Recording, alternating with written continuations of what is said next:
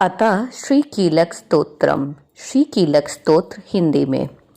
महर्षि मार्कंडेय जी कहते हैं, निर्मल ज्ञान रूपी शरीर धारण करने वाले, देवत्री रूप दिव्य 3 नेत्र वाले, जो कल्याण प्राप्ति के हेतु हैं तथा उनके मस्तक पर अर्धचंद्र धारण करते हैं, उन भगवान शिव को नमस्कार है। जो मनुष्य इन कीलक मंत्रों को जानता है वही पुरुष कल्याण की प्राप्ति करता है। जो अन्य मंत्रों को जप कर केवल सप्तशती स्तोत्र से ही देवी की स्तुति करता है, उसको इससे ही देवी की सिद्धि हो जाती है। उन्हें अपने कार्य की सिद्धि के लिए दूसरे की साधना करने की आवश्यकता नहीं रहती है। बिना जप के ही उनके उच्चाटन आदि सब काम सिद्ध हो जाते हैं। लोगों के मन में शंका थी कि केवल सप्तशती की उपासना से अथवा सप्तशती को छोड़कर अन्य मंत्रों की उपासना से भी समान रूप से सब कार्य सिद्ध हो जाते हैं, तब इनमें कौन सा श्रेष्ठ साधन है। लोगों की इस शंका को ध्यान में रखकर भगवान शंकर ने अपने पास आए हुए जिज्ञासुओं को समझाया कि यह सप्तशती नामक संपूर्ण स्तोत्र ही कल्याण को देने वाला है। इसके पश्चात भगवान शंकर ने भगवती चंडिका के सप्तशती नामक स्तोत्र को गुप्त कर दिया। अतः मनुष्य इसको बड़े पुण्य से प्राप्त करता है।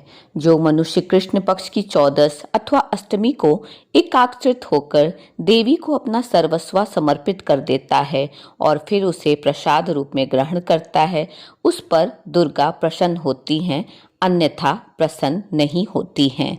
इस प्रकार सिद्धि के प्रतिबंधक रूप कील के द्वारा भगवान शंकर ने इस स्तोत्र को कीलित कर रखा है। जो पुरुष इस सप्तशती को निष्कीलन करके नित्य पाठ करता है वह सिद्ध हो जाता है। वह देवी का पार्षद होता है और वही गांधर्व भी होता है। सर्वत्र विचरते रहने पर भी उस मनुष्य को इस संसार से कहीं कोई डर नहीं होता।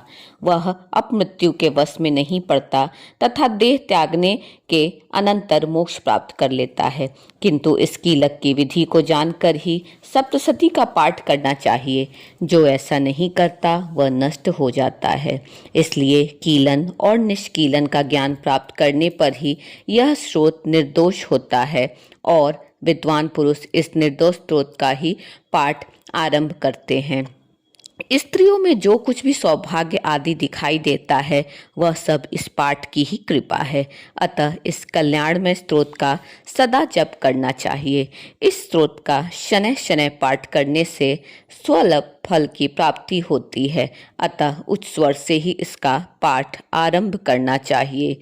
जिस देवी के प्रसाद से ऐश्वर्य, सौभाग्य, आरोग्य, संपत्ति, शत्रुनाश तथा परम मोक्ष की प्राप्ति होती है, उस देवी की स्तुति मनुष्य को अवश्य करना चाहिए। इति कीलक स्तोत्रम समाप्तम।